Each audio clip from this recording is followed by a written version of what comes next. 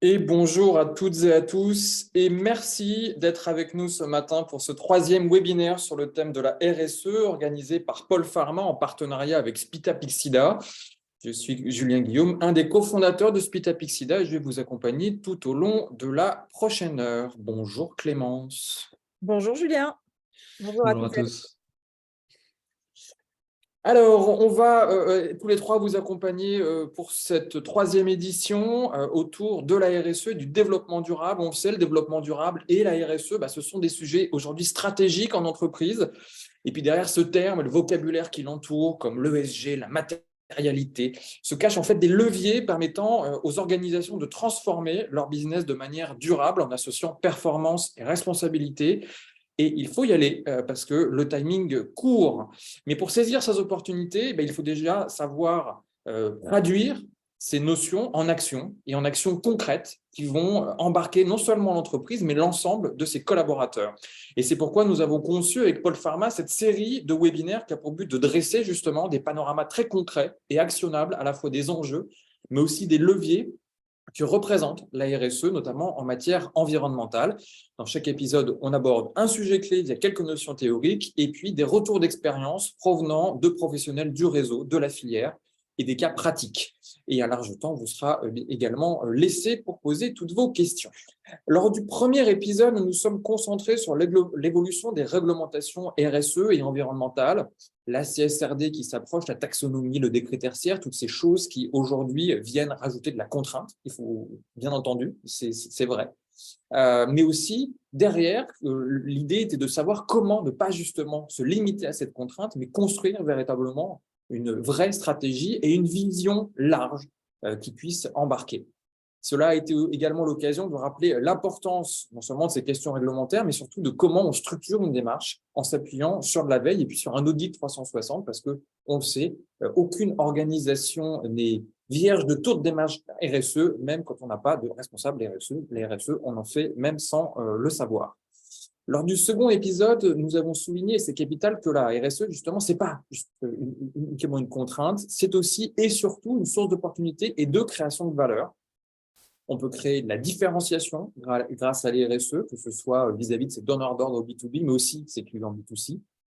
Mais au-delà, on peut avoir un certain nombre d'opportunités, de quick wins qui peuvent être créés par la RSE à travers des nouveaux services et des produits plus vertueux qui vont préparer le futur. Il y a des choses qui vont évoluer dans le futur, notamment dans la filière pharmaceutique. Il faut se préparer très en amont pour ne pas subir. On va bien sûr parler aussi d'amélioration de l'image de marque, de la marque employeur. Il y a un accès également à des subventions publiques, un certain nombre de leviers financiers pour financer justement cette transition. Et puis des opportunités qui peuvent être bancaires, de financement green, sur lesquels on peut encore compter aujourd'hui. Et là aussi, les premiers servis seront ceux qui auront le plus l'accès à toutes ces opportunités-là. Donc, il y a de nombreuses raisons de se lancer dans la RSE. Mais comment on fait concrètement? Comment prioriser, structurer et surtout embarquer l'ensemble des équipes dans le lancement et dans la vie d'une démarche RSE complète? Car on va le voir, la RSE, c'est une démarche stratégique, elle est profondément humaine, elle s'appuie profondément sur les équipes. Elle doit être non seulement incarnée au plus haut de l'entreprise, mais elle doit être aussi portée au quotidien par l'ensemble des collaborateurs. Dans cet épisode, nous allons donc commencer par partager quelques bonnes pratiques pour mettre en place et piloter une démarche efficace, avant de donner la parole à trois intervenants du réseau Paul Pharma qui viendront témoigner justement de leurs propres expériences. Nous aurons avec nous Pauline Raoult, Sustainability and Mission Officer chez SOCAPS, Pauline Sauvant, qui est responsable RSE du PSA, et Xavier Roch, qui est directeur de production du site de Chartres chez Novo Nordisk. Et nous finirons donc par une session de questions-réponses, mais n'hésitez pas d'ores et déjà à nous poser toutes vos questions. Pour cela, il suffit de nous les écrire dans via l'onglet Q et R. Ce n'est pas dans l'onglet discuter, c'est dans l'onglet Q et R pour qu'on puisse y avoir accès et je n'hésiterai pas à poser justement les questions à nos intervenants. Mais tout d'abord, un peu de retour en arrière, un peu de partage. Alors, on le répétera jamais assez, donc c'est ce que je disais tout à l'heure, aucune entreprise ne part de zéro en RSE, il y a plein d'actions qui existent déjà. L'enjeu souvent est de structurer ces actions et de construire au-delà une vision. Et l'un des points de départ pour cela, c'est une notion qu'on avait déjà évoquée lors des premiers épisodes, qui, je le rappelle, sont disponibles en replay pour tous les inscrits. Et cette notion, c'est la matérialité. L'analyse de matérialité et la matrice qui en découle, elle permet d'identifier et de hiérarchiser les enjeux ESG, environnementaux, sociaux, sociétaux et de gouvernance d'une entreprise, c'est-à-dire l'ensemble de ces thématiques les plus importantes à la fois pour la conduite du business et pour se préparer à l'évolution du business demain, et puis ce qui est aussi le plus important pour l'ensemble de ces parties prenantes. Chaque enjeu est ainsi priorisé du point de vue de la performance globale dans l'entreprise et de ces fameuses attentes de parties prenantes qui sont de plus en plus clés. On parle aujourd'hui de plus en plus de la double matérialité, ça devient la référence et ce sera la référence notamment pour la future CSRD. Et dans cette double matérialité, on va aussi ajouter les enjeux et impacts du ou des secteurs d'activité de l'entreprise, c'est-à-dire les externalités directes de l'activité de l'entreprise sur son environnement. Et ça va servir notamment à préparer à la fois l'intégration du juridique de ce qu'on appelle le devoir de vigilance, donc la responsabilité de l'ensemble de sa chaîne de valeur, qui est une obligation, qui va être une obligation de plus en plus pour les organisations. Et puis, on va également travailler sur des notions de cartographie des opportunités et aussi des risques durables à court, moyen et long terme. On va les prioriser, on va les confronter pour évaluer si ce thème spécifique, justement, il est suffisamment important pour induire une modification de la stratégie d'entreprise. La RSE, elle se pense, et je ne vais pas arrêter de le répéter, excusez-moi par avance pour ça, mais ça se pense avec et en collaboration avec la stratégie de l'entreprise. Cette grille d'analyse donc de matérialité, elle va permettre d'alimenter justement la stratégie ESG à long terme. Et en complément, la double matérialité demain va venir fusionner les analyses de risque financières que la direction financière doit déjà mener aujourd'hui et justement ces analyses de risque extra-financières avec l'obligation de chiffrer l'impact potentiel futur de ces risques, de ces externalités, avec l'objectif de limiter non seulement les impacts extra-financiers, mais aussi de les couvrir, y compris financièrement, avec des assurances lorsqu'il y a des risques qui sont identifiés. Donc, on voit, la notion de risque extra-financier, elle vient véritablement percuter demain la notion de risque financier, et c'est normal parce que les impacts sont de plus en plus importants et vont de plus en plus impacter le business. Tout cela va donc permettre d'affiner la priorisation, d'anticiper d'éventuelles actions de mitigation, et c'est aussi l'occasion de préparer l'adaptation et de gérer la question de la résilience. Ce qu'on va de plus en plus regarder, c'est cette notion de durabilité, de résilience de l'entreprise. Cette résilience, elle peut être physique face aux phénomènes climatiques extrêmes ou aux autres impacts du changement climatique, et on sait qu'ils vont se multiplier dans les prochaines années. Elle peut être aussi réglementaire, elle peut être liée à des scénarios de transition nationaux et européens pour atteindre, par exemple, une baisse de 55% des gaz à effet de serre en Europe. Il y a un certain nombre de réglementations qui sont actées et qui vont être actées demain, c'est ça, les scénarios de transition, il faut les préparer également. Et puis, elle va être business, y compris d'un point de vue de l'acceptabilité sociétale future de son activité. On le voit, l'analyse de matérialité, l'analyse de risque, elle va bien au-delà de la simple RSE. On touche aux fondamentaux de l'entreprise et de ses activités futures. Et donc, c'est pour ça qu'il faut vraiment fusionner ces deux mondes pour l'alimenter aussi, le monde business, avec des opportunités qui peuvent venir de la RSE. On a parlé de l'éco-conception lors de la dernière fois, mais il y a un certain nombre d'autres. Et c'est aussi pourquoi, en fait, elle doit être co-construite en interne avec non seulement l'ensemble des dirigeants, mais aussi avec les collaborateurs, elle va impacter tout le monde. Et donc, derrière, il y a des notions importantes de change management sur lesquelles on va revenir. Alors, une fois qu'on a ces grands sujets, ces grands axes stratégiques, grâce à la matérialité, grâce à l'analyse aussi de ce qu'on réalise déjà en interne, qu'est-ce qu'on fait de tout ça? De manière assez classique, on va définir un certain nombre de grands axes structurants qu'on va découper en objectifs précis, qui sont déclinables en interne, qui sont liés à des indicateurs de suivi, à des engagements à court, moyen, long terme. Et ensuite, on va les prioriser parce qu'on ne va pas pouvoir tout faire en même temps. Deux questions sont importantes. Qu'est-ce qui va aider au business? Parce que malgré tout, on le sait, pour faire bouger une organisation, c'est quand même un peu plus simple si on arrive à le connecter au business. Les organisations sont ainsi. Et puis aussi, et ça c'est parfois oublié, qu'est-ce qui va parler à mon organisation? Qu'est-ce qui est dans son ADN, dans celui de ses dirigeants? Tous les dirigeants ont des thématiques qui les touchent plus que d'autres. Pour certains, ça va être l'environnement. Pour d'autres, ça va être l'action économique locale, le développement, l'inclusion. Et c'est souvent important justement d'arriver à bien identifier ces leviers internes presque émotionnels pour arriver justement à déployer aussi des stratégies. Et c'est après avoir répondu à ces deux questions qu'on va venir réinjecter les contraintes réglementaires pour vérifier qu'il n'y a pas de roue dans la raquette le trou dans la raquette, il ne faut pas reprioriser certains axes en fonction des obligations futures. Et c'est vraiment uniquement à ce moment-là. Si on introduit trop rapidement les contraintes réglementaires, on va être contre-productif. On ne fait rien de positif dans une organisation sous la contrainte. La RSE doit être avant tout une vision stratégique propre, riche d'opportunités, pardon. Et ensuite, on va venir effectivement vérifier que on arrive bien à couvrir l'ensemble des obligations qui vont impacter l'organisation demain, mais ça doit se faire vraiment dans ce sens-là.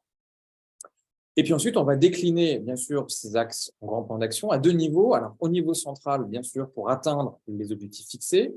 Donc, ça veut dire ça veut dire notamment prévoir en amont l'ensemble des moyens humains, des moyens techniques, des moyens logiciels, des expertises pour animer la démarche, accompagner le déploiement et mesurer les évolutions qui sont portées dans l'organisation. Et là aussi, il faut arriver à bien prioriser pour pas exploser en vol. Les équipes RSE, elles sont nouvelles dans les organisations. On sait que c'est des profils en plus qui sont compliqués à attirer. Donc, il faut bien structurer pour déjà les équipes en centrale, déjà, elles arrivent à tenir le choc. Et puis, au niveau local, il faut que chaque manager, chaque directeur de site ou de service soit en capacité de prendre ses objectifs et de les traduire concrètement pour son périmètre, pour lui et pour l'ensemble de ses collaborateurs. Qu'est-ce que ça veut dire être net zéro en 2050 pour moi, aujourd'hui, sur mon site en France et pour mes collaborateurs? Et ça, cette capacité de traduction, elle est clé pour justement ancrer ces démarches et ne pas rester dans des grandes affirmations un peu vagues qui souvent ne donnent pas grand-chose à la fin. Et c'est aussi pour ça que des démarches de co-construction en local, elles sont primordiales pour sensibiliser et impliquer les équipes, on va y revenir. Pour le suivi, attention aux indicateurs. On dit souvent qu'une stratégie ESG aboutie, elle peut compter plus de 250 indicateurs, et c'est le cas si vous êtes soumis à des reportings internationaux, que ce soit les reportings européens, les reportings anglais, CFD, etc. On peut très facilement partir sur 150, 200, 250 indicateurs. Il faut savoir trier les indicateurs de reporting qui sont, entre guillemets, nécessaires justement pour l'extérieur, et puis véritablement les 10-20% maximum d'indicateurs qui seront vraiment des indicateurs de pilotage concret de la performance RSE au quotidien. Et la question du suivi va être importante. On voit beaucoup d'équipes RSE qui aujourd'hui explosent en vol parce qu'il y a un demi-temps plein, voire un temps plein complet qui est uniquement dédié quasiment au reporting 6 mois par an. Donc, il faut aussi penser à comment on va venir intégrer justement cette collecte des données ESG dans vos projets de BI, dans vos ERP, etc., pour pouvoir arriver à suivre toutes les actions qui sont menées. Et il vaut mieux les intégrer dans des outils existants. Les plateformes dédiées, aujourd'hui en tout cas, ont parfois assez peu montré leur intérêt spécifique. Et puis on le rappelle, ce n'est pas le reporting qui mène la stratégie ESG, c'est bien le business et la stratégie de l'entreprise. Et donc, il faut arriver à limiter ce temps passé sur ce reporting et sur la collecte, les processus de collecte. Et il faut les automatiser le plus vite possible. On y arrive aujourd'hui. Un des risques vraiment sur les équipes ESG, RSE, j'y reviens, c'est des équipes qui s'épuisent et qui perdent en fait l'intérêt véritablement du sujet parce que sont accaparées par les audits et le reste. Des solutions existent, il ne faut pas oublier de bien prioriser, de le faire relativement en amont. C'est beaucoup plus simple en début de démarche qu'en milieu ou en fin de démarche où il faut arriver à reconstruire des schémas de collecte. Et puis, un dernier point clé en central dans la construction et la déclinaison des plans d'action, c'est aussi la mise à jour et la mise à niveau du système de management. Mettre en place une stratégie ESG, RSE, cela veut très souvent dire dégrader les optimums locaux parce qu'on va inclure des coûts supplémentaires à certains endroits pour améliorer l'optimum global. Globalement, la performance d'un service va être potentiellement un peu dégradée parce qu'on va améliorer son sourcing, donc ça va engendrer des coûts supplémentaires, mais globalement, la performance de l'organisation sera meilleure. Ça fonctionne bien, sauf si les modèles de rémunération, par exemple, des managers ne sont pas mis à jour. Là, on va avoir de très gros freins si, par exemple, les primes de fin d'année restent figées sur les résultats financiers du périmètre. Et c'est souvent, là aussi, un élément qu'on oublie, et c'est une source de frein énorme au changement dans les organisations qu'on voit extrêmement souvent. Et puis, parmi les plans d'action qui doivent être accompagnés au sein des équipes, il n'y a pas que les sujets carbone, la réduction d'énergie.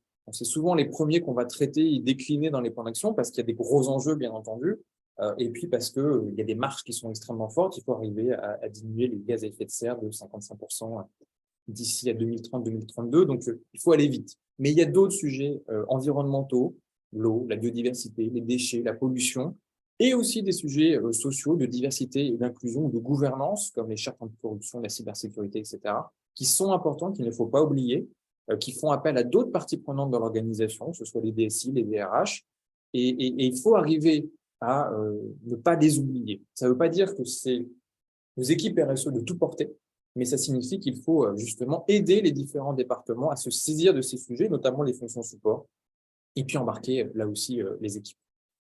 Alors, comment on embarque les équipes? Là aussi, en 5 minutes, les fondamentaux sur l'onboarding. Bastien, je te laisse la main. Donc, l'accompagnement au changement, la première étape, très important, doit être le top management. Il faut parfois encore leur ouvrir les chakras sur les sujets de climat et d'environnement, voire de la qualité au travail de la marque employeur. Pour ce faire, il faut commencer par identifier les sensibilités de chacun, pour s'en servir comme levier.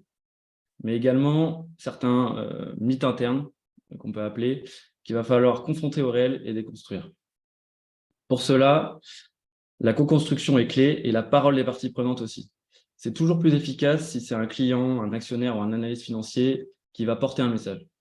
Une petite astuce peut être de récupérer des verbatims lors de l'analyse de matérialité, par exemple, pour les utiliser et sensibiliser le top management. Ou encore, on peut aussi utiliser un référentiel externe qui explique en quoi votre performance ESG est inférieure à celle de vos principaux concurrents. Bref, il y a plusieurs moyens.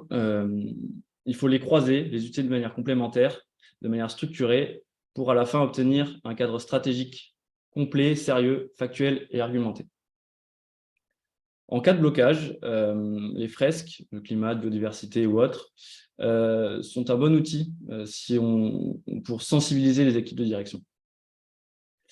Enfin, c'est important, il faut arriver à montrer, à quantifier la création de valeur et surtout le potentiel de valeur business qu'il y a derrière. In fine, ce sera le top management qui va incarner la stratégie RSE. Donc, il faut qu'ils y croient vraiment. Le deuxième étage de la fusée, ça va être les managers. C'est un échelon important parce que c'est eux qui, au quotidien, vont donner du sens à la démarche. Mais il faut faire attention parce que c'est souvent une strate qui est pressurisée par le delivery du quotidien, par les équipes, mais également par les différents plans de transformation qu'il peut y avoir dans l'entreprise, que ce soit un nouveau SI, la mise en place de nouveaux process, un plan de réorganisation. Enfin bref.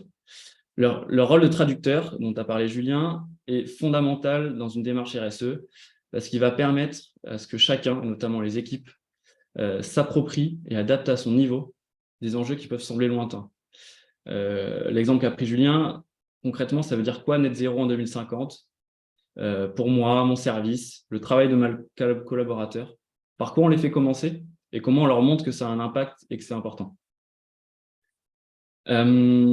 Dernier point pour les managers, comme pour d'autres sujets, on va leur demander une certaine exemplarité dans leur comportement personnel, mais aussi dans le quotidien de l'organisation. Si jamais vous demandez à des collaborateurs de faire des efforts d'éco-conduite, ou vous réduisez le chômage, ou le chauffage ou la climatisation, mais qu'à côté de ça, on laisse la lumière allumée, ou que, pire, on autorise à certains managers, par exemple, des passe-droits écologiques, cela ne passera pas, même si on peut dire les impacts écologiques de ces passe-droits sont limités par rapport à l'entreprise. En termes d'image, ça sera très fort. Enfin, dernière strate, les équipes. Donc, en général, il faut commencer par les sensibiliser parce qu'on parle beaucoup d'environnement, de climat dans les médias, mais une grande partie des personnes, ça dépend des environnements et des entreprises, connaissent peu ou mal ces sujets. Ou alors, certaines les connaissent bien, mais n'y croient pas. Donc, on ne changera pas forcément la vie de ceux-là, mais ce qui est important, c'est que tout le monde ait une base de connaissances similaire pour qu'on comprenne tous les impacts sur nous, à titre perso, à titre professionnel, sur l'entreprise, aujourd'hui et demain. Donc, comme pour le top management, il peut y avoir plusieurs moyens qui peuvent être employés. Les fresques dont on a déjà parlé, mais ça peut être des MOOC, des ateliers dédiés en entreprise, des conférences, des séminaires. Et pas uniquement sur les sujets environnementaux et de climat, mais ça peut être aussi sur des sujets d'économie circulaire ou d'inclusion. Un point d'attention sur cette sensibilisation, il faut faire attention à ne pas en faire un sujet de culpabilisation. Il faut faire attention avec l'éco-anxiété et la peur. Typiquement, chez Spita, on a construit autour de la fresque du climat un atelier plus poussé pour les entreprises qui permet de redonner la priorité à l'action et montrer qu'on peut agir. Une fois que cette étape de sensibilisation est faite, on va pouvoir co-construire les déclinaisons locales des plans d'action pour favoriser l'appropriation. Ça va nous permettre de traduire une stratégie RSE qui pourrait être trop stratosphérique, trop dans les nuages, en une stratégie concrète sur le terrain et applicable. Et mine de rien, en faisant ça, on n'est pas à l'abri que des collaborateurs sur site aient plein d'idées et nous permettent d'avoir des quick wins, par exemple, de réduction d'énergie, juste avec leur connaissance terrain. Dernier point, et pas des moindres, c'est le changement culturel qu'il va falloir apporter, et notamment l'intégration du test and learn. Il faut arriver à accepter, et ce n'est pas forcément évident, qu'il n'y a pas de stratégie climat parfaite et que ce sont des sujets complexes. Quand on fait un bilan carbone scope 3 pertinent, arriver à éco-concevoir ses produits, revoir sa supply pour la rendre plus vertueuse, c'est des sujets qui sont compliqués. Il faut souvent itérer plusieurs fois pour avoir des réels gains. Et à chaque nouvelle itération, on va trouver de nouveaux leviers. Par exemple, basculer sa flotte de véhicules vers du biocarburant ou de l'électrique, ça peut être long, coûteux et parfois impossible aujourd'hui parce qu'on n'a pas suffisamment de bornes dans certaines collectivités, parce que l'offre de véhicules électriques ne suit pas. Mais à côté de ça, mettre en place une démarche d'éco-conduite permet d'avoir des résultats significatifs, 10 à 15% de réduction, si c'est bien suivi dans le temps, au-delà juste de la formation initiale. Enfin, on va terminer là-dessus. Si vous êtes directeur, responsable RSE ou impliqué dans les RSE, il faut être et rester positif. Nos intervenants pourront vous en parler. Les responsables RSE sont les premiers à subir l'anxiété et à faire tampon et à déranger en interne. Le job, c'est d'arriver à embêter les équipes et les dirigeants pour qu'ils arrivent à traiter et prioriser vos sujets. Donc, il faut avoir de l'énergie. Et comme pour le top management, il faut y croire. Voilà. Donc, sur ces belles paroles, nous allons maintenant passer à la table ronde pour rendre concret ces notions et laisser le témoignage de nos 3 participants du jour. Alors, vous l'avez compris, en 20 minutes, on n'a pas couvert tout le champ. C'est vraiment les principaux points et quelques tips et bonnes pratiques qu'on a essayé de vous transmettre très rapidement. Je reviens juste sur ce dernier point. Effectivement, il faut rester positif. Ce sont des sujets qui sont pressants, qui peuvent déclencher des vraies anxiétés en interne. On a des gens qui ne dorment pas pendant 3 jours après une fresque du climat. Ça arrive vraiment. Donc, l'idée, ce n'est pas d'édulcorer les messages parce que la réalité, elle est ce qu'elle est. Il faut aussi la montrer. Mais comment, justement, arriver à recréer à la fois du positif et surtout de l'action? C'est-à-dire, comment, moi, à mon niveau, je peux participer et reprendre la main sur ces actions. Et ça permet souvent de calmer un peu ces anxiétés. Et donc, comme vient de le dire Bastien, on va passer maintenant à la partie témoignage de ce webinaire avec nos 3 invités, qui je vais demander de rallumer leur caméra et leur micro. Bonjour. Bonjour à tous. Bonjour à tous. Et donc, nous avons avec nous Pauline Raoult, Sustainability and Mission Officer Manager pour l'entreprise SOCAPS. Bonjour Pauline. Bonjour.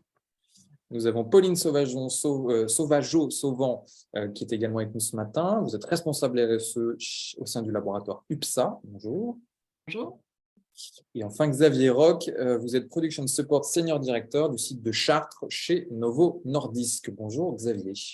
Bonjour Julien, bonjour à tous.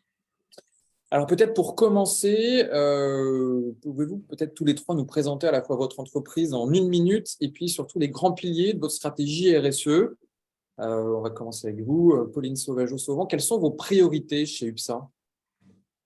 Alors, chez UPSA, bon, c'est vrai que UPSA est une entreprise assez connue, mais ce qu'on sait peut-être moins, c'est que on est basé sur Agen, essentiellement, où on a l'un des plus grands sites industriels pharmaceutiques d'Europe.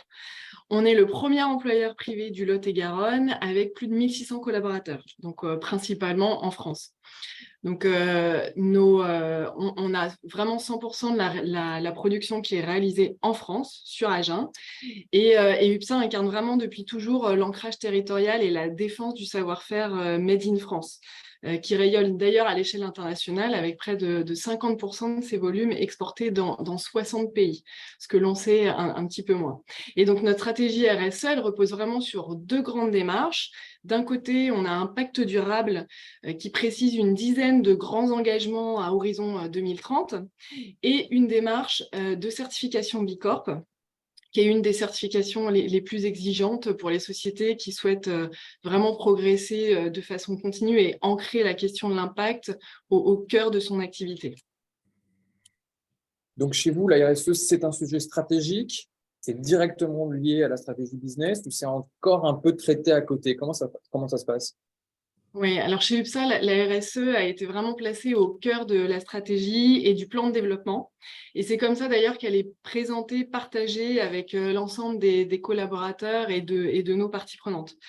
Les membres du comité exécutif d'UPSA sont tous investis dans la bonne exécution de la RSE et notamment grâce à la mise en place de l'objectif, notamment cette année de certification B Corp, qui est très concret pour l'ensemble de l'organisation. Donc, ce n'est pas seulement un objectif de la direction RSE, c'est un objectif vraiment global d'entreprise.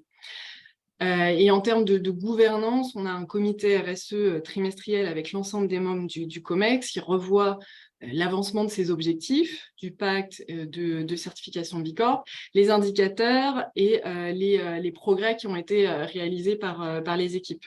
Donc, c'est aussi l'occasion de prendre un certain nombre de décisions, de voir aussi les évolutions du contexte, les réglementations et de s'assurer que et c'est comme vous le disiez précédemment, hein, que la stratégie RSE aussi, elle est toujours bien connectée avec la stratégie globale de l'entreprise et qu'elle peut être vraiment un levier pour le business et plus vu comme un levier que comme une contrainte.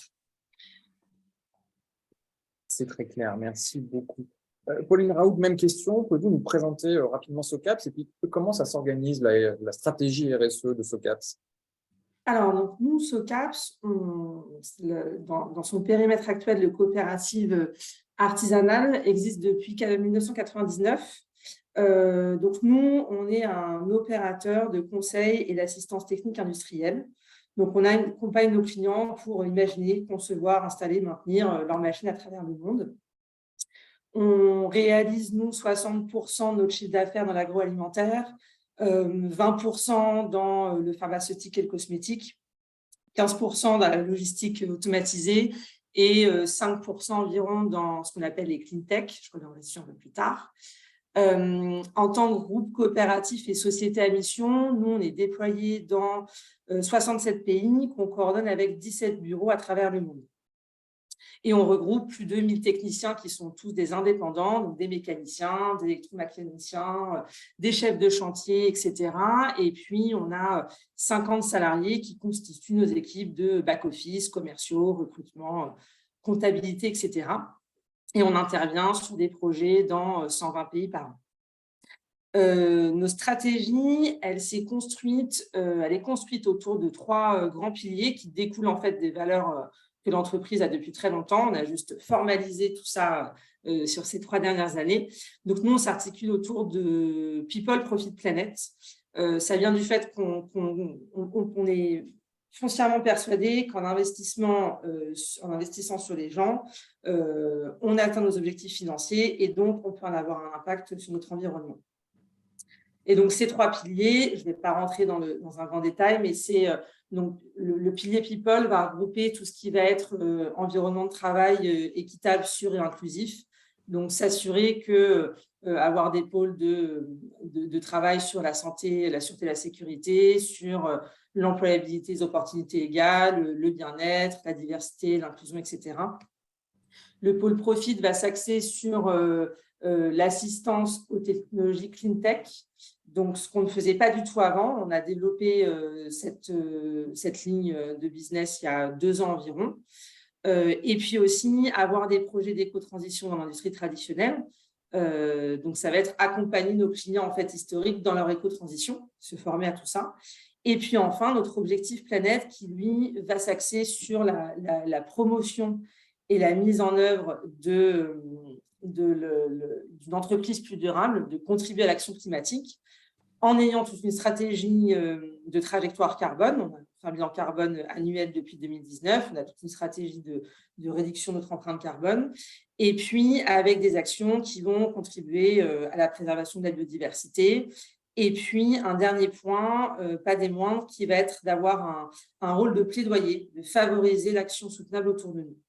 Et donc, ces 3 grands objectifs sont déclinés en actions opérationnelles, en KPI, et qui sont pilotés via un outil de pilotage en ligne, et donc suivis très régulièrement, puisque entre les audits divers et variés et éventuellement des objectifs communs à l'entreprise, voilà comment ça se décline chez nous. OK. Alors, vous l'avez dit, vous êtes un fournisseur pour de très grandes entreprises dans la pharmaceutique et dans l'agroalimentaire notamment. Ces entreprises, elles ont des obligations, notamment de reporting extrêmement fortes.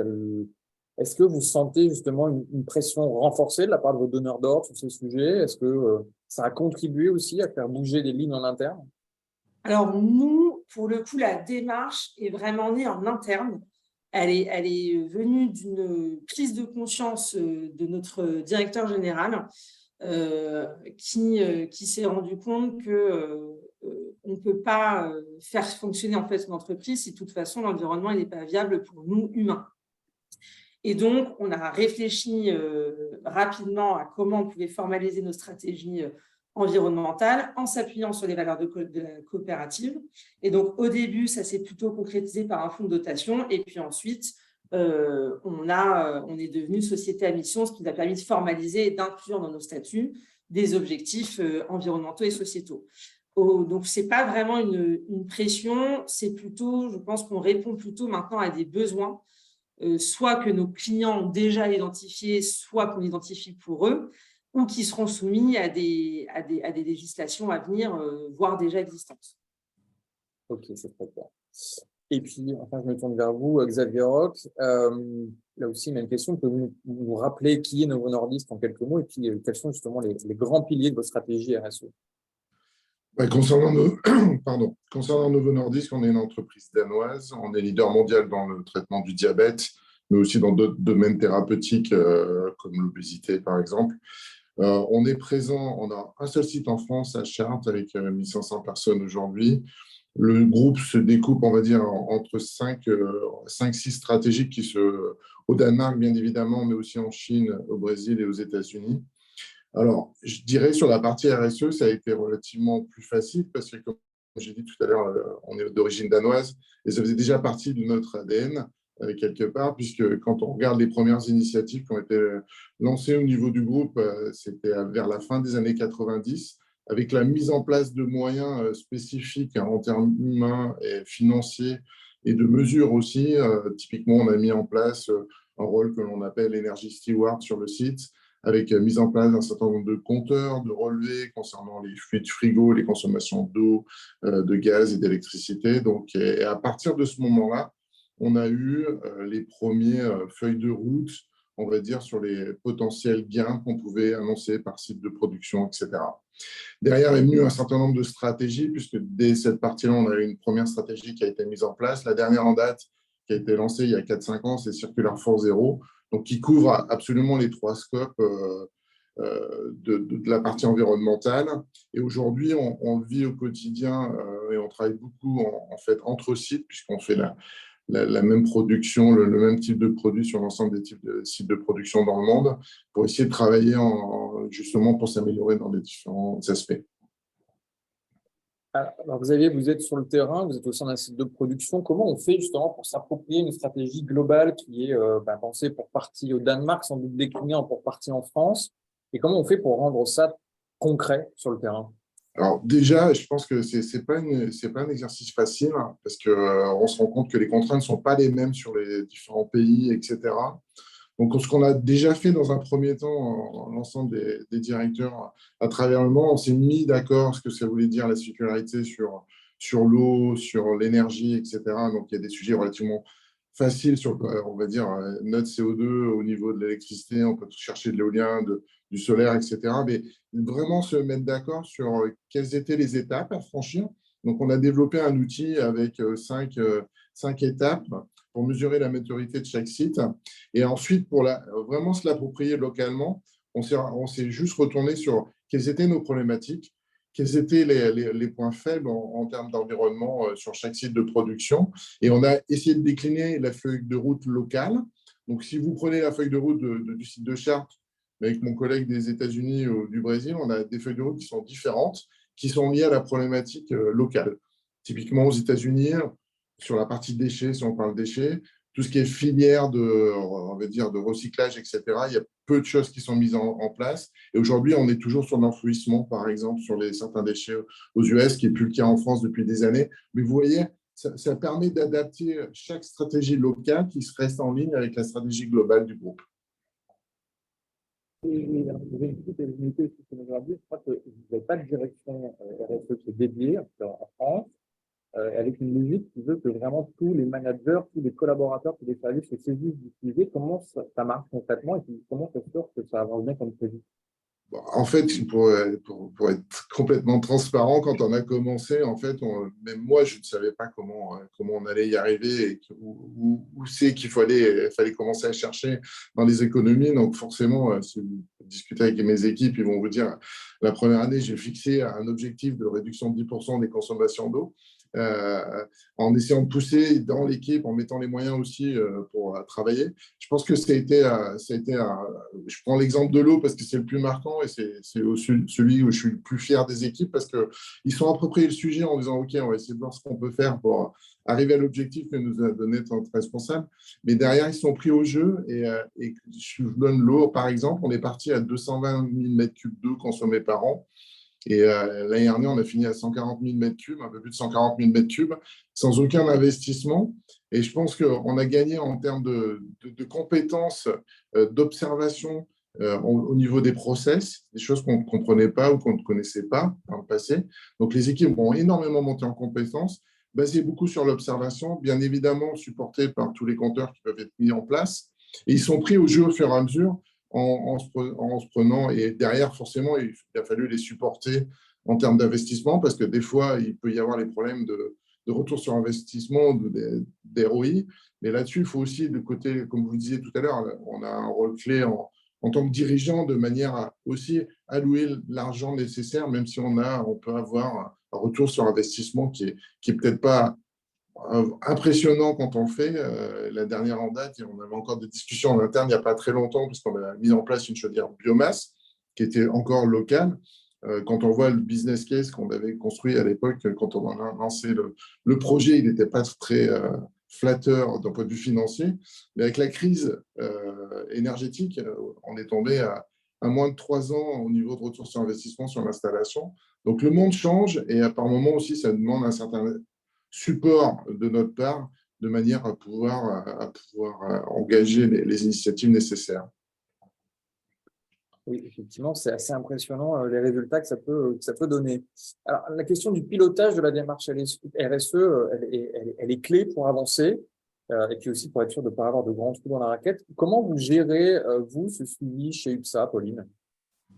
Oui, alors déjà, c'est vrai que la première étape pour avoir un bon pilotage, c'est d'avoir une équipe et des personnes qui soient missionnées sur le sujet. Alors, ce n'est pas toujours évident dans les organisations, mais bon, il y a 3 ans, on était une demi-personne et aujourd'hui, on est trois à temps plein depuis quelques mois.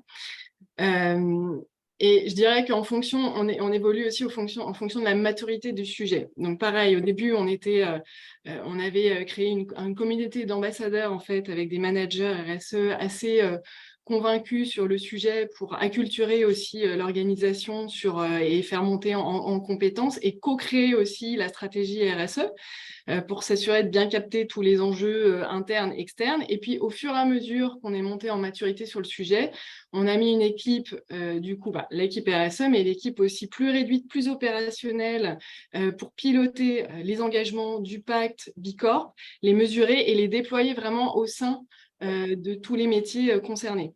Donc aujourd'hui, on a une équipe RSE, une équipe pacte durable pour déployer les ambitions chiffrées de notre pacte qui s'articule autour de 3 piliers également, bien-être, bien vivre, bien agir, et une équipe Bicorp pour déployer et faire progresser l'organisation sur les référentiels et sur le questionnaire. Et par exemple, on a un des responsables achats qui est en charge de déployer la démarche d'achat responsable au sein de l'organisation achat. Et donc, on a mis en place des coopérations RSE métiers pour justement accompagner et guider les différents métiers, toujours avec l'objectif de progresser sur les ambitions qu'on s'est fixées. Et ça, c'est très important pour vraiment guider aussi sur ces enjeux au quotidien et faire monter en compétences en fait tous les métiers, parce qu'il y a beaucoup de personnes qui ont envie, mais qui ne savent pas forcément comment faire. Donc, le rôle de la RSE, c'est de faire monter aussi progressivement tous les métiers sur le sujet, concrétiser, bien irriguer vraiment la stratégie concrètement dans les processus, gérer les priorités, parce qu'il y a des arbitrages effectivement à effectuer au quotidien entre les missions des uns et des autres. Et donc, pour ça, ça demande aussi une grande implication de la direction, qui peut arbitrer quand on a des sujets à faire avancer, et des collaborateurs bien évidemment convaincus sur la démarche, parce que pour s'assurer que vraiment on puisse avoir toujours cette RSE connectée à l'activité et vraiment au cœur de notre activité. Et alors justement, comment on fait pour embarquer à la fois le top management qui va regarder des notions de CAPEX, OPEX, qui est plus ou moins sensibilisé à certains sujets, et puis il y a les managers de proximité, on en a parlé, c'est des courroies de transmission importantes, mais sur lesquelles il y a aussi des goulots d'étranglement, de transformation ou autres qui leur tombent un peu dessus, et puis après il y a les équipes du terrain, c'est encore une autre problématique. Comment on fait pour embarquer ces 3 strates, parce que on comprend bien avec vos témoignages, on a besoin de tout le monde. Oui, on a besoin de tout le monde. Alors, à commencer par la direction, effectivement. Une direction qui est déjà convaincue par le sujet, c'est déjà un énorme atout, ce qui a été le cas chez UPSA, et ce qui a fait émerger le sujet et accélérer le sujet. Donc, en effet, une direction qui est bien sensibilisée, mais aussi convaincue et qui a envie d'avancer et d'en faire un levier aussi pour son business, clairement va faire accélérer le sujet. Et en plaçant aussi les démarches vraiment et cette stratégie RSE au cœur du plan de développement de l'entreprise, ça permet aussi de donner les moyens, les ressources et les moyens financiers pour déployer les plans d'action et faire en sorte de pouvoir progresser. Après, il y a le fait d'avoir, nous, été dans la démarche aussi Bicorp, c'est aussi de se doter de référentiels et de référentiels qui nous guident aussi sur certains éléments sur lesquels on doit progresser de façon très concrète, très pragmatique, et de se dire, ok, là, on sait qu'on doit avancer. Par exemple, cette année, on a beaucoup progressé sur la démarche d'achat responsable en mettant en place un certain nombre de choses très opérationnelles. Et par exemple, mettre en œuvre aussi des choses pour éviter les trous dans la raquette, comme des choses qui sont indispensables pour crédibiliser aussi toute la démarche. Par exemple, mettre en œuvre une analyse de cycle de vie de nos produits ou une étude sur la biodiversité. Donc ça, c'est au niveau vraiment de la direction et on va dire au niveau plutôt global. Après, il y a effectivement les collaborateurs. Donc on avait une équipe d'ambassadeurs RSE, mais plutôt avec des profils de managériaux. Et maintenant, donc on a cette équipe, ces équipes Pacte Durable et Bicorp qui sont censées aussi communiquer et fédérer autour, au-delà du rôle opérationnel. Ils sont aussi une courroie de transmission pour faire monter en compétence aussi les métiers et les différents départements. Et la communication, nous, dans notre cas, on est dans le même département et c'est aussi un formidable accélérateur, ce qui permet de valoriser, de partager des actions concrètes RSE, donner à voir vraiment concrètement ce que ça veut dire, de ne pas rester dans un niveau très conceptuel des choses. Et donc, faire partie du même département, et ça aide vraiment aussi à embarquer, à communiquer et du coup à faire accélérer le sujet. Et puis le point, je dirais, important sur lequel il faut aussi avoir en tête, c'est surtout s'entourer des personnes qui, a priori, sont les plus engagées et les plus sensibles au sujet et qui ont envie de faire bouger les choses pour libérer vraiment les énergies. Il y avait une politologue de l'université de Harvard qui s'appelle Erika Chenoweth, qui a étudié en fait des mouvements sociaux sur 100 ans. Et son analyse, le résultat dit qu'une fois qu'environ 3,5% de l'ensemble de la population ont commencé à participer activement à un mouvement, le succès est inévitable pour le reste du groupe. Donc 3,5%, c'est finalement peu pour amener une dynamique et vraiment faire bouger une organisation dans le bon sens. Et comment ça se passe chez SOCAPS, Pauline? Comment vous avez justement embarqué les équipes, là aussi, sur ces différents niveaux? Et puis, vous l'avez dit, une entreprise, une société à mission. Est-ce que ça aide pour mobiliser le collectif? Alors, ça aide sûrement. Disons que nous, à partir du moment où on a décidé de s'embarquer dans l'aventure d'adopter le statut de société à mission, on a immédiatement embarqué tout le monde. On a fait des ateliers collaboratifs avec les membres de la coopérative, avec les salariés pour co-rédiger la raison d'être et nos objectifs statutaires. C'était important pour nous que tout le monde se l'approprie dès le départ et qu'on soit tous raccord sur la direction vers laquelle on voulait aller et comment on voulait formaliser tout ça. Et puis, depuis presque 3 ans maintenant, on a mis en place des groupes de travail qui sont transverses. C'est-à-dire, je m'explique, par exemple, un groupe de travail qui va travailler sur les achats responsables, la réduction du scope 1-2 de notre bilan carbone, va être constitué de plein de personnes différentes et pas uniquement de personnes qui travaillent au quotidien dans ces sujets-là. Ce qui nous permet d'avoir en fait une implication des collaborateurs dans ces sujets en plus de leur poste de travail initial. Ils peuvent, alors c'est sur la volonté de chacun, mais voilà, ils ont le besoin chacun de choisir au moins un groupe de travail où ils vont pouvoir découvrir ce que c'est les puits de carbone et comment on fait une contribution à la compensation, qu'est-ce que c'est l'accompagnement et notre formation d'éco-transition chez nos clients, comment on va se former nous en interne pour pouvoir devenir un vrai partenaire dédié pour l'éco-transition.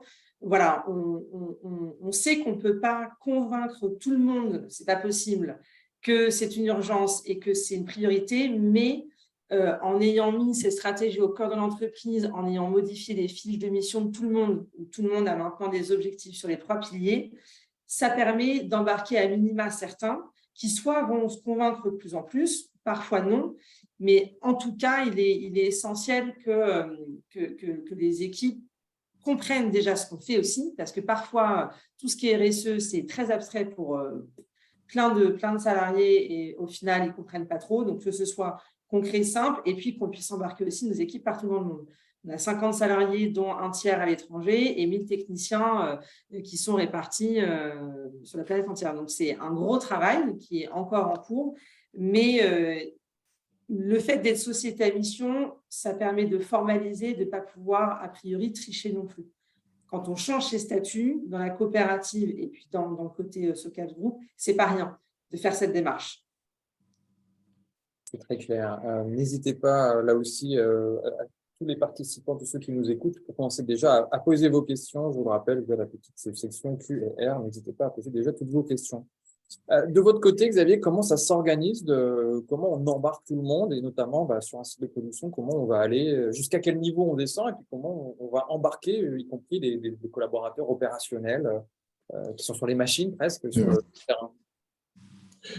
Je pense que déjà, comme je l'ai dit tout à l'heure, ça faisait partie de notre DNA, donc l'environnement était toujours dans les piliers de toutes les stratégies qu'on a eues depuis les 30 dernières années. Donc ça, la première étape a été relativement facile. Ensuite, pour moi, il y a deux choses. Et la première chose, avec les équipes concernées, déjà montrer que ça marche et qu'on peut faire quelque chose. Donc commencer par des choses simples pour montrer le résultat qu'on peut obtenir en faisant des choses simples.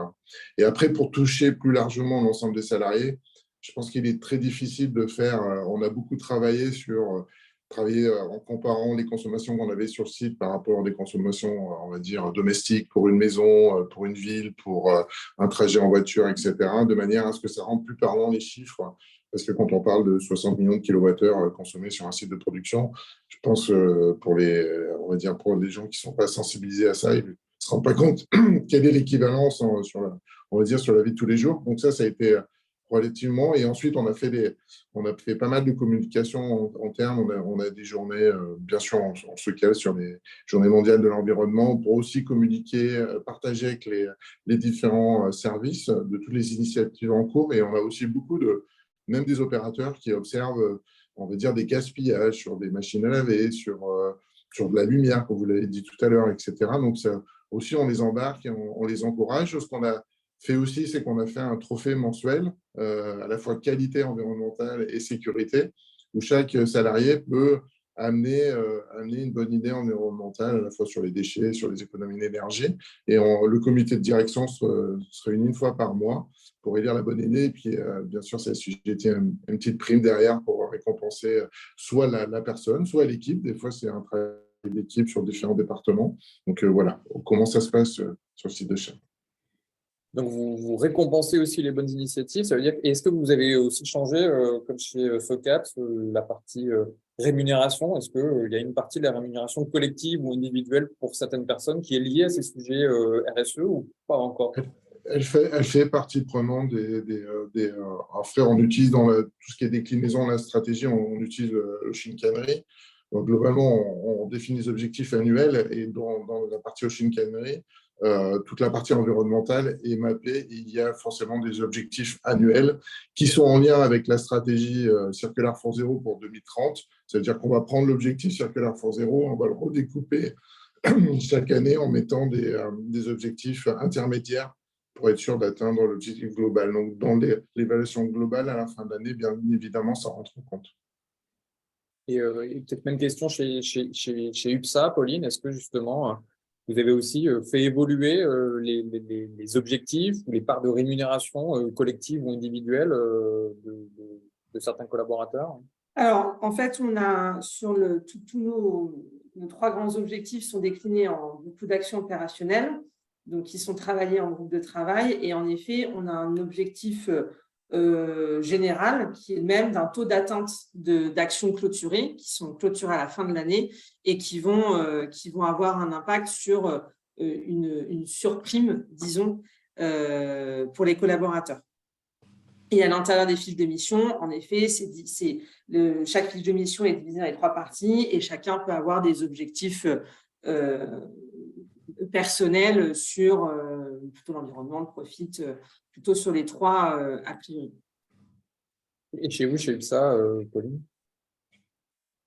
Alors, chez nous, on a cet objectif, j'en parlais, de cet objectif global d'entreprise de certification B Corp, donc qui a été décliné en fait pour l'ensemble de l'organisation et donc des collaborateurs. Donc, c'est l'objectif de performance globale auquel chaque collaborateur peut contribuer, si c'est pertinent, bien sûr, par rapport à son métier, mais en tout cas, oui, la performance de l'entreprise, elle est liée à cet objectif-là. Alors, on a une première question de Franck Bruno. Service achat, quels sont les critères qui permettent de choisir un sous-traitant en maintenance, qualification, matériel de laboratoire, sous-traitant à mission? Comment on évalue la prise en compte de la politique RSE de ce sous-traitant? Comment on intègre en fait des critères RSE justement dans ces achats? Et comment on peut l'évaluer, justement, la réalité de cette politique RSE? Je vais prendre la parole.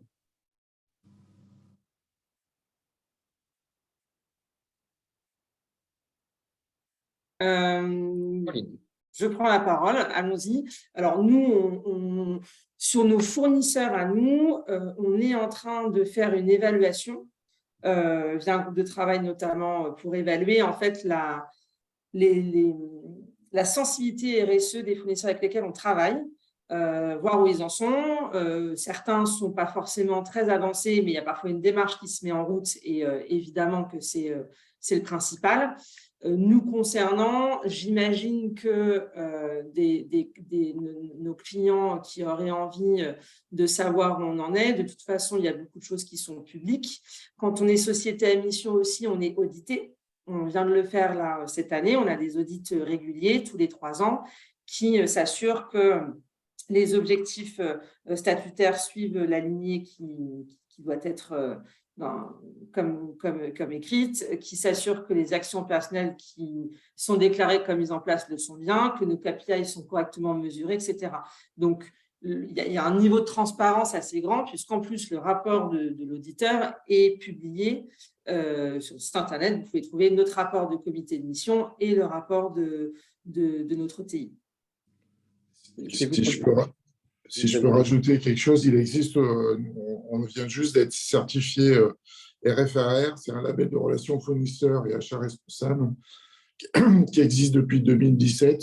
C'est aussi un lien d'évaluer les relations qu'on peut avoir avec nos fournisseurs et d'évaluer leur partie d'équilibre avec les relations durables.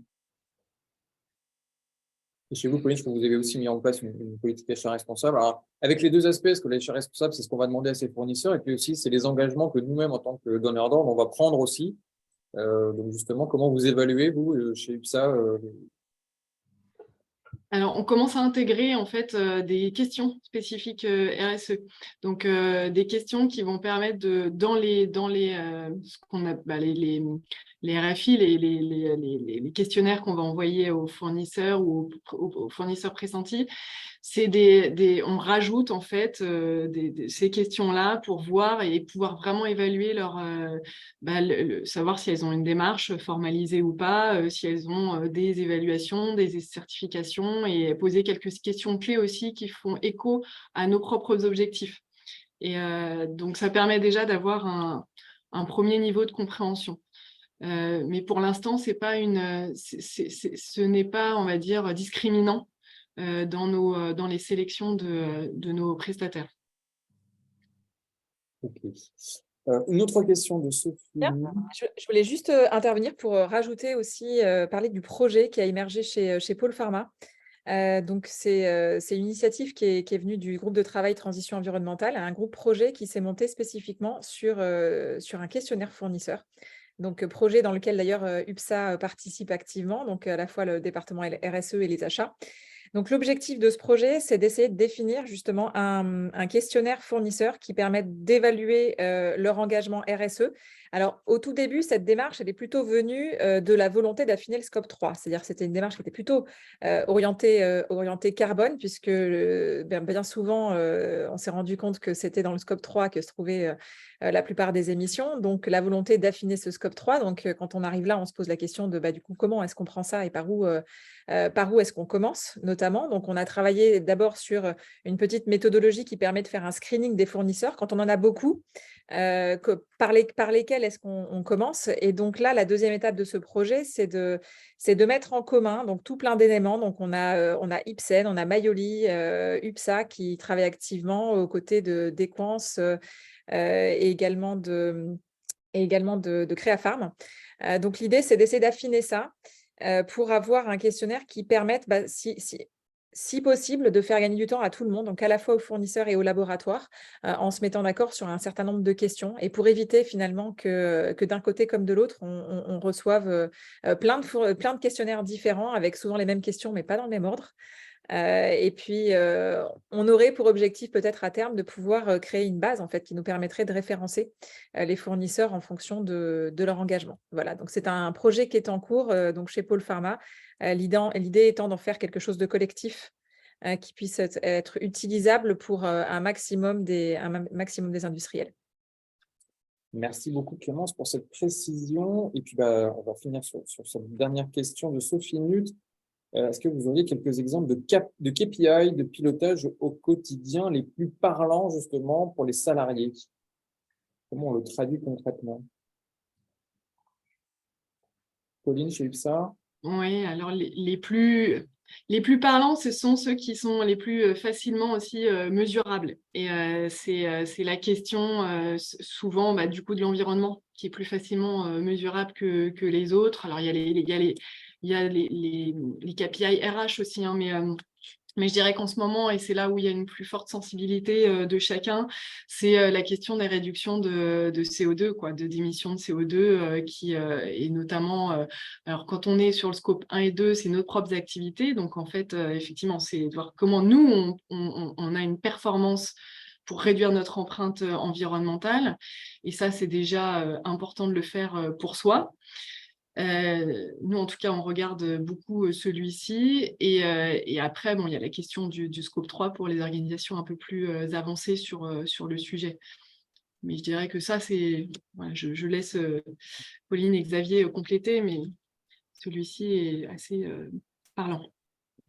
Juste pour rajouter par rapport à ce que tu as dit, Pauline, mais je pense que derrière, il faut juste, c'est exactement ça. Après, c'est peut-être essayer de le traduire avec les produits qui sont fabriqués sur site pour qu'ils fassent une corrélation avec une unité produite ou quelle que soit la fabrication, qu'ils fassent le lien de manière à ce qu'ils puissent avoir une grandeur par rapport à la production. Si je peux juste rajouter ça. Le reste, après, bien évidemment, et aussi, je pense que ce qu'on peut voir dans les recrutements, et je le vois au quotidien, les nouvelles générations sont beaucoup plus sensibles à la partie environnementale, et c'est des choses que les candidats regardent aussi énormément avant de venir en entretien. Et je complète rapidement. En effet, les suivis d'indicateurs de bilan carbone, c'est très important et ça parle a priori à tout le monde. Nous, ça va passer par des indicateurs aussi d'achat responsable. On a un objectif minimum d'achat qu'on considère responsable à respecter. Ça va être sur l'ouverture de clients sur les clean tech, par exemple. Sûrement à terme aussi, puisqu'on a un groupe de travail sur l'éco-transition pour les clients pharmaceutiques, pour un accompagnement en éco-transition sur les profils techniques, sur l'extension de labos, la construction de nouveaux laboratoires, etc. Il y aura sûrement des KPI qui se rajouteront en fait au fur et à mesure. On les revoit tous les ans. On fait nos revues avec le comité de mission de nos indicateurs, on les mesure, on les clôture, et puis d'année en année, en fait, on les ajuste si besoin, etc. Et en fait, via notre outil de pilotage Tembo Tool, qui est un outil avec tout un dashboard de suivi, etc., tous nos salariés ont accès à cet outil. Donc, nos KPI, ils sont concrets, mais aussi ils sont lisibles et visibles par tout le monde qui a accès pour voir où on en est dans l'atteinte du résultat ou pas. Transparence, c'est important, effectivement. Et alors, pour finir, peut-être en une phrase, chacun d'entre vous, si on ne bouge pas, il se passe quoi pour l'organisation? Je prends la parole parce que je l'avais. Nous, on est persuadés que les entreprises qui ne mesurent pas, qui ne clarifient pas, qui ne communiquent pas leurs ambitions sociales et environnementales, à 10 ans, elles n'existeront plus.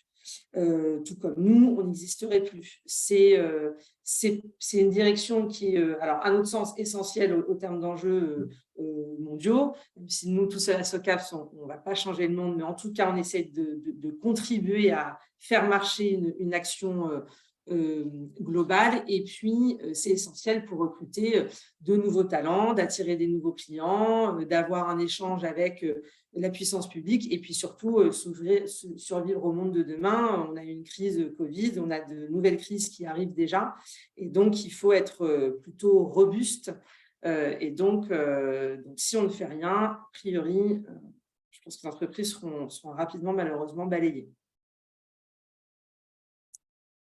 Votre avis chez UPSA? Oui, alors on pense aussi que chez UPSA, que l'entreprise a un grand rôle à jouer dans cette transition environnementale, sociétale. Et que au-delà de prendre un risque en fait d'accumuler de la dette réglementaire parce que la réglementation évolue fortement sur le sujet si on ne bouge pas. Je vais reprendre un peu une image, mais l'organisation qui bouge pas prend aussi le risque de faire un peu comme la grenouille dans la fable. Elle continuera à pas réagir face à une situation qui s'aggrave et qui mettra en fait la pérennité de l'organisation à risque.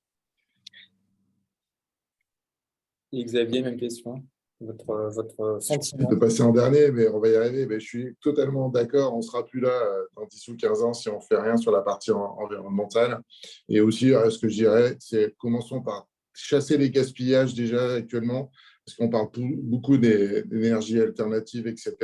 Et je pense qu'il faut vraiment commencer par regarder ce qu'on fait sur chaque site de production et chasser les gaspillages. C'est vraiment la première étape. Et ça viendra sans aucun investissement, simplement en mettant un peu de focus sur l'activité et sur les différents process de manière à réduire déjà nos consommations, que ce soit d'eau, d'électricité ou de gaz, etc.